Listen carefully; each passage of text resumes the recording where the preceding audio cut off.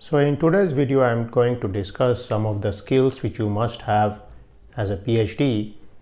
And if you have any lacunas in this particular set, which I'm going to talk about today, then you need to bridge these particular gaps to enhance your productivity and your future marketability. Now here you can be a PhD in whatever field. You may be a PhD in the science and tech domains, or in humanities, or in social sciences, or the languages, and so on. Now, whatever your field may be, the key skill you will need in your PhD is the art of communication. And essentially, your PhD is given for research which is communicated. So essentially, whatever research you are doing, there are a whole set of research methods which you are using. You are looking at data, you are manipulating data, you are creating tables and graphs, you are processing this data, and then you are interpreting this data. So at the end of all this process, this data needs to be communicated in the form of a paper, and you need to defend your research proposal in front of a committee if you are going to do a PhD. You may also need to go to some conferences and symposiums and present your work, and then finally at the end of the PhD period, there is a typical PhD defense in which you have to make a long extended presentation of your work, which may be 45 minutes or more. So now if we look at these two particular skills, you have a research skill and you have a English skill, where I am presuming that this is the language of your choice in doing the PhD. Now these two skills can be more thoroughly generalized by talking of a research skill and a language skill. So these two become very important. And of course here I would tell you that English language is a good language to know thoroughly because it's the lingua franca of scholarly work. So if you are a Chinese researcher and you only write papers in Chinese, your readership is going to be limited to the Chinese population. And if you write in English, then you will have a plethora of readers around the world, and this will greatly expand the impact of your work. So again, that is something to keep in mind. Now, as far as English is concerned, the key skills you develop during the PhD and you should have during the PhD are reading, writing, and speaking.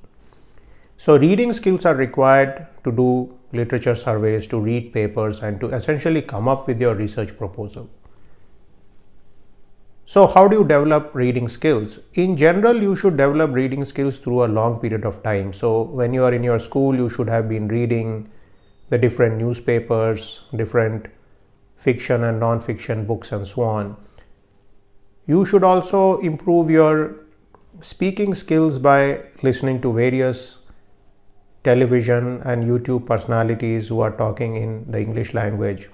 For example, you could be watching BBC, CNN, PBS, and here your aim will be not only to get some of the news, which may not be necessarily very useful to you, but how the people use the words in the language, and you can learn a lot about grammar, vocabulary, diction, pronunciation by listening to the speaker. So it's never going to be completely perfect, but then you do not need to be completely perfect in your speaking. You just need to make sure that people follow your words, because as far as the neural network paradigm of the brain is concerned, most human beings can figure out different ways a word is pronounced, and it's not very perturbed by it. So that's one of the characteristics of human brain.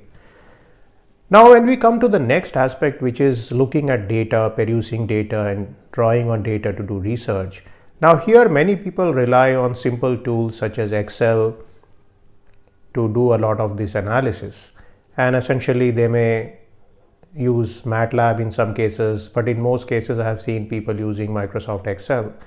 And essentially you can do a lot of things in Microsoft Excel. You can process data, you have many statistical functions which are built into Excel, and so on.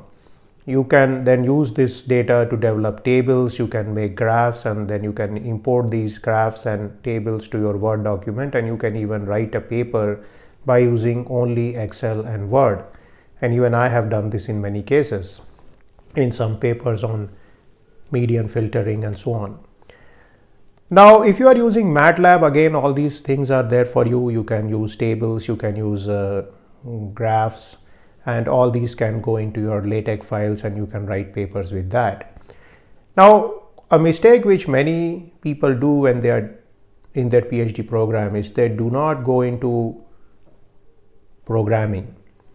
And here, if they would make a small amount of effort and write some simple Python code or R code to do the statistical analysis or the graphs which they are using and so on, then they will find that these skills will become very valuable in the corporate world. Because the corporate world typically uses Excel to some extent and MATLAB to some extent, but prefers working with tools such as R and Python because they are generally free.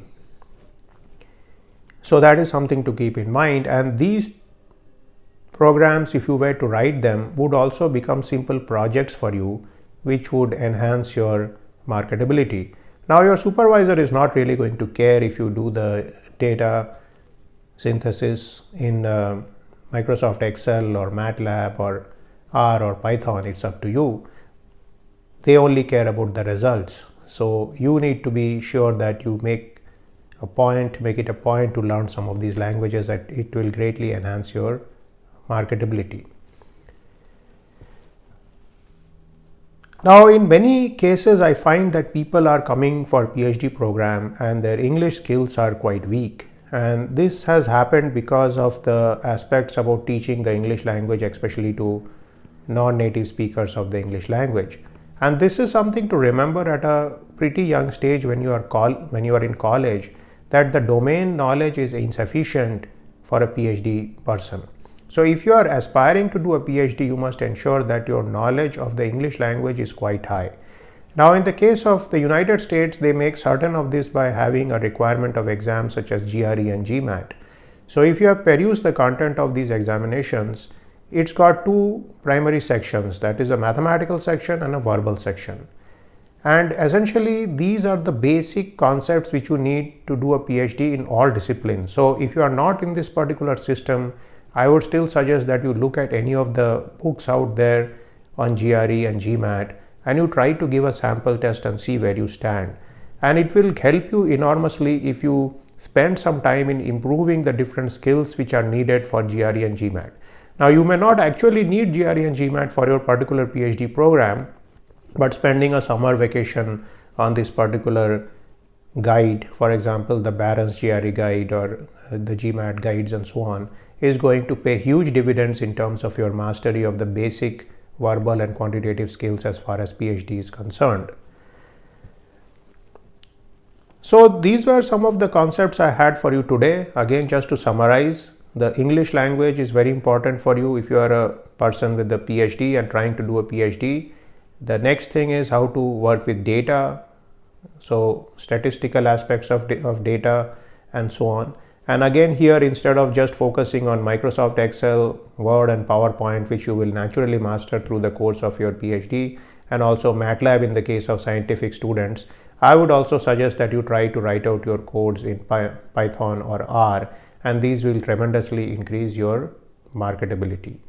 So these are some aspects to keep in mind, and even if you are a humanities student, there is no problem in learning Python and R to enhance your skill set. And anyway, humanities students are much better as far as English language issues are concerned, so a small amount of knowledge of statistics and programming can make them much more marketable in the corporate system. So again, I hope this video is useful to you and it will help you in becoming more marketable and improving your skills as far as your PhD degree is concerned. Thank you very much.